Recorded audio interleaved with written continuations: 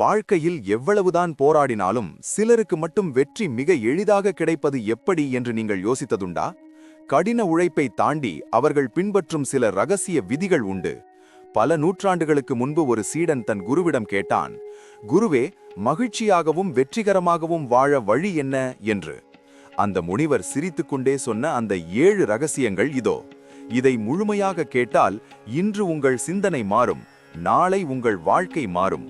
கடைசியாக சொல்லப்போகும் 7வது ரகசியம்தான் உங்கள் வாழ்க்கையின் மிகப்பெரிய திருப்புமுனை. கடந்த காலத்தை அடக்கம் செய். கடந்த காலம் என்பது உடைந்த பானை. அதை ஒட்ட வைக்க முயற்சிப்பது உங்கள் நேரத்தை வீணாக்கும்.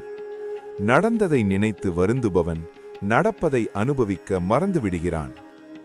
ரகசியம் 2. எதிர்காலத்தை பற்றிய பயம். எதிர்காலம் என்பது இன்னும் பிறக்காத குழந்தை. நடக்காத ஒன்றை எண்ணி இப்போதே பயப்படுவது கோழைத்தனம். இன்றைய கடமையை சரியாக செய், நாளை தானாக சரியாகும். ரகசியம் 3. அடுத்தவர் கையில் உன் சாவி. உன் மகிழ்ச்சியை அடுத்தவர் பாராட்டிலோ அல்லது விமர்சனத்திலோ தேடாதே. உன் மகிழ்ச்சிக்கான சாவி உன் கையில் மட்டுமே இருக்கட்டும். ரகசியம் 4. மௌனத்தின் வலிமை.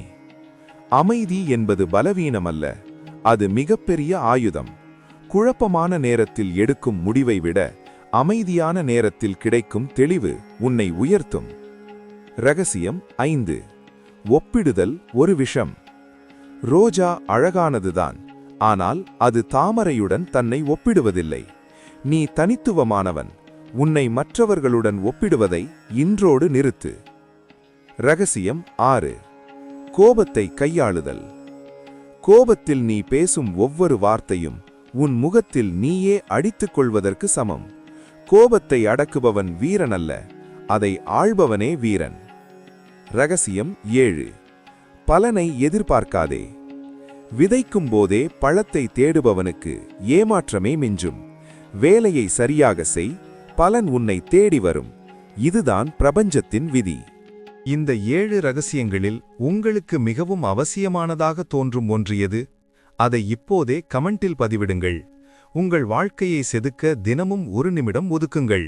இந்த வீடியோ பிடித்திருந்தால் லைக் செய்து உங்கள் நண்பர்களுக்கும் பகிருங்கள். மறக்காமல் 1 நிமிடம் சேனலை சப்ஸ்கிரைப் செய்யுங்கள். மீண்டும் ஒரு நல்ல பதிவில் சந்திப்போம்.